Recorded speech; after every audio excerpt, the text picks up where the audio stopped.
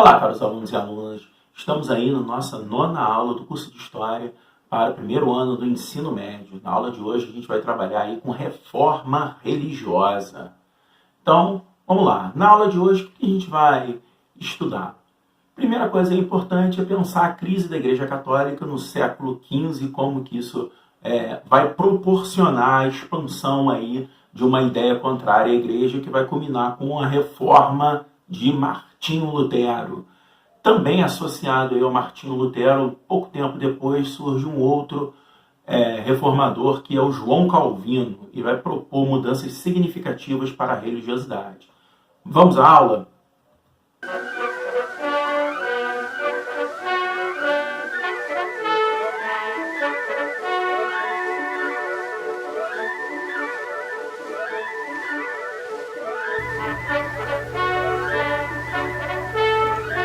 Então, beleza, vamos falar sobre a crise da Igreja Católica. A Igreja, aí, desde o século XV, utilizava de práticas muito criticadas pelos seus membros. Então, haviam diversas práticas aí na Igreja Católica que os fiéis não gostavam muito. Entre elas, uma prática que vai gerar um problema com essa classe social nova que está chegando, que está ganhando força no século XV, que é a burguesia. A Igreja vai bater, vai chegar junto direto com a crítica que a Igreja faz ao lucro da burguesia através do comércio. Qual era a sacada ali? É que o comércio, quando você compra barato e vende caro, você está enriquecendo não através do seu trabalho, mas sim através de uma exploração, digamos assim, da pessoa. Ou também a Igreja Católica vai criticar bastante a prática aí de empréstimo de dinheiro a juros. Mais uma vez, a ideia de que você não está trabalhando, que você está conseguindo dinheiro através da exploração de outra pessoa. Então, tudo isso vai ser criticado pela Igreja Católica. Outro problema muito grave da Igreja Católica, que os fiéis da Igreja Católica vão criticar bastante, que é a venda de sacramentos. Então, havia aí a possibilidade do sujeito querer casar e o casamento, o sacramento do casamento era vendido, ou seja, a igreja você tinha que pagar um dinheiro para o padre poder rezar essa missa, assim como o batizado, a extrema-unção, você tinha que pagar para a igreja lá no século XV fazer isso. E claro, muitos fiéis vão ficar descontentes. Outra situação era a venda dentro da própria igreja, muitas das vezes, de artigos sagrados.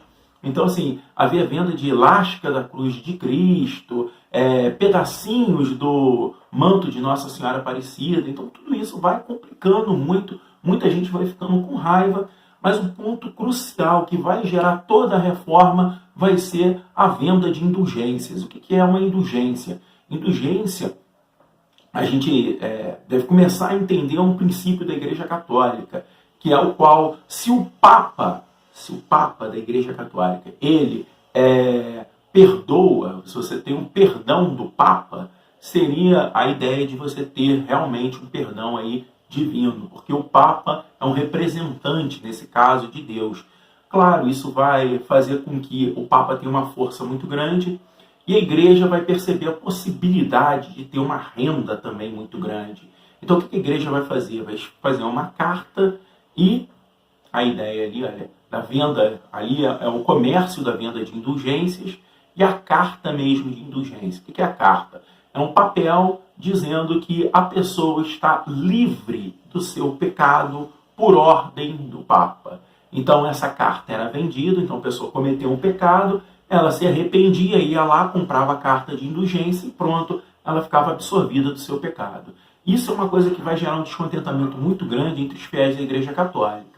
E é nisso que entra a reforma luterana, a reforma do Martinho Lutero. Quem era o Martinho Lutero? Ele era um monge dentro da Igreja Católica, ele é uma espécie de padre, e ele não vai aceitar uma série de coisas que a Igreja tem colocado. Mas o que, no final das contas, vai culminar com o fato do Martinho Lutero se rebelar contra a Igreja é, sim, a venda de indulgências. Então, o monge Martinho Lutero não aceitava várias práticas da Igreja e decidiu expor 95 teses de seu descontentamento com a Igreja Católica em 1517.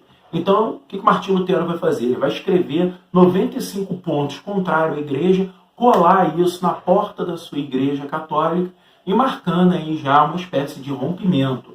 É claro que isso vai ter uma consequência aí muito pesada para o Lutero. Então tem a imagem aí, olha, das 95 teses, e a consequência disso vai ser a excomunhão. Então o Papa Leão X, em 1521, vai decidir excomungar, ou seja, expulsar Martinho Lutero da Igreja Católica. E claro, o Martinho Lutero vai buscar uma outra possibilidade, criar uma nova igreja chamada Igreja Luterana. Então Lutero vai pediu refúgio ao príncipe Frederico III, lá da Prússia, onde ele vai traduzir a Bíblia para o alemão e criar sua própria religião. Vale destacar a importância disso, a importância de você traduzir a Bíblia para o alemão. Até então, a Bíblia é toda ela em latim. É claro, isso vai dificultar enormemente o acesso de várias pessoas à Bíblia. Pouquíssimas pessoas falavam latim. Então, a partir do momento que o Lutero vai traduzir a Bíblia para o alemão, é a primeira grande obra traduzida para a língua alemã, isso vai facilitar o acesso, o entendimento da Bíblia e, claro, o posicionamento do fiel diante da religião. Então, muita gente vai acabar aceitando as ideias do Martinho Lutero, mas outros, ao ter acesso ao texto da Bíblia, ao conhecer a Bíblia, vai começar a buscar outros caminhos, outras interpretações e, claro, abrir margem aí para o surgimento de outras religiões protestantes. Tá? As igrejas protestantes têm esse nome muito por conta do fato de Martinho Lutero ser o primeiro a protestar contra a Igreja Católica. Por isso que, historicamente, a gente acaba citando aí que igrejas protestantes. Aqui no Brasil a gente tem a ideia das igrejas evangélicas, que também é importante e tudo mais, só que o termo simbólico da igreja protestante ele é importante para a gente entender esse momento aí da Europa.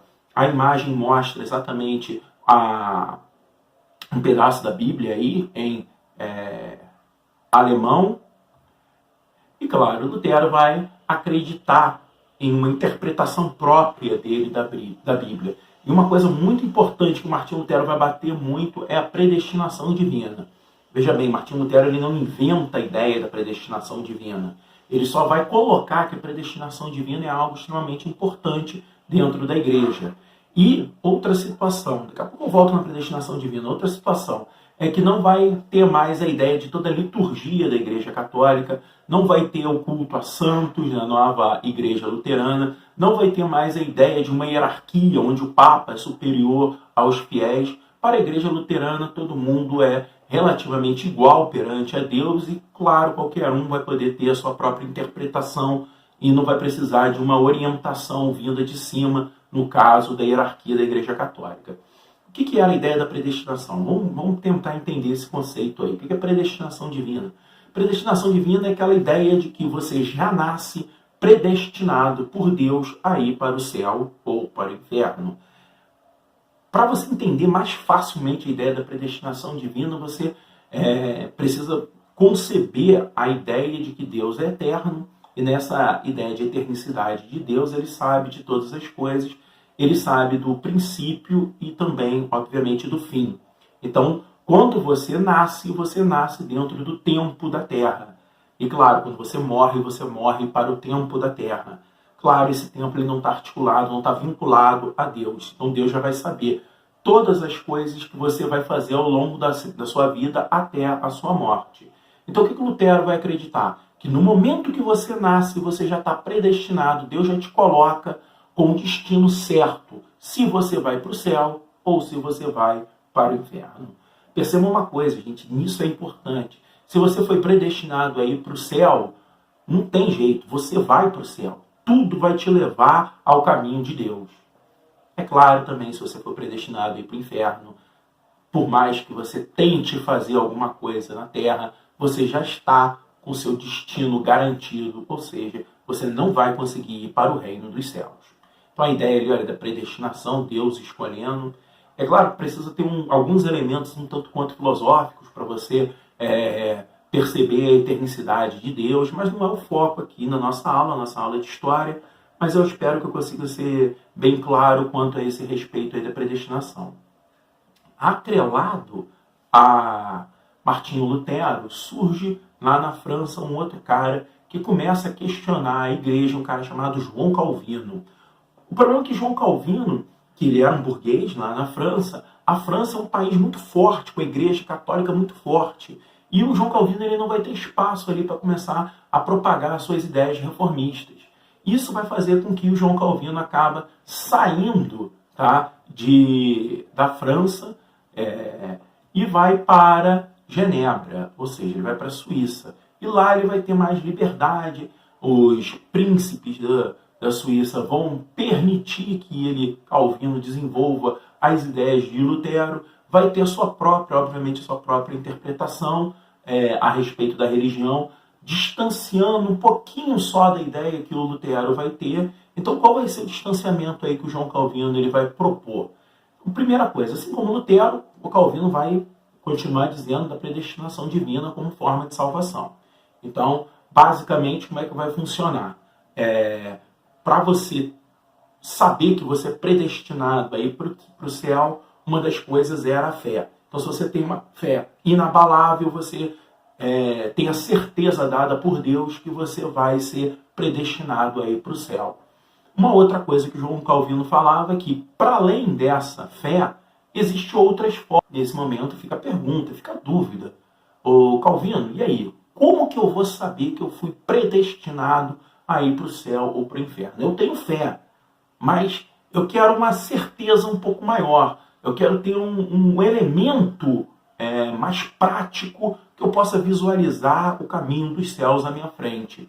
E nesse sentido ele vai dizer que é o seguinte, que além da fé, o acúmulo de riquezas é uma certeza que Deus está colocando para a sua vida, que você vai para o reino dos céus. Ou seja, Deus ele vai estar te dando a possibilidade de acumular riqueza, e quanto mais você acumula riqueza, mais certeza Deus está colocando para você, para a sua vida, que você vai para o reino dos céus.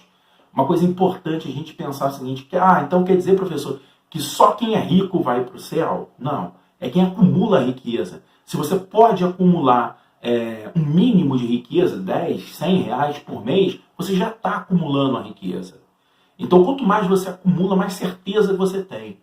Agora, por outro lado, quanto mais você gasta o seu dinheiro com futilidades, mais sinais, mais indicativos Deus está te dando que você não foi predestinado a ir para o céu. Então, o que isso na prática vai colocar? Vai pensar o seguinte, quem é burguês, quem está acumulando riqueza, vai falar assim, cara, olha só, é tudo que eu queria ouvir. Vamos, mais uma vez, voltar a um ponto. O Calvino, João Calvino, ele era de uma família burguês, ele era um burguês. Então ele está ali, naquele momento, dando toda a justificativa religiosa que essa nova classe social, burguesia, que está chegando com muita força, e com muita força através do comércio, através do acúmulo de riqueza, o burguês ele está adorando tudo isso. Até então, na Igreja Católica ou na própria Igreja Luterana, a burguesia não tinha espaço ali. Agora, com a Igreja de João Calvino, a burguesia passa a ter espaço. Eu posso ter certeza. Aquilo que eu estou fazendo, naturalmente me enriquecendo, é uma certeza que Deus está dando para que eu vá para o reino dos céus. Então isso vai ser muito significativo. E claro, a partir do momento que a gente começa a observar essas ideias, e observar isso ao longo prazo, perceba, a gente está pensando aí comecinho do século XVI. Se você pensar hoje, as grandes nações capitalistas, as grandes nações aí ricas do planeta, você vai ver que a maioria delas são eminentemente protestantes. Inclusive, claro, o país mais rico do planeta, que é os Estados Unidos, é protestante. Essas ideias protestantes fazem com que haja um desenvolvimento do capitalismo a ponto da gente chegar que os principais, quase todos os principais países capitalistas, quase todos os países ricos, eles são protestantes. Bom, agora acabou. Obrigado por assistirem a minha aula. Até semana que vem.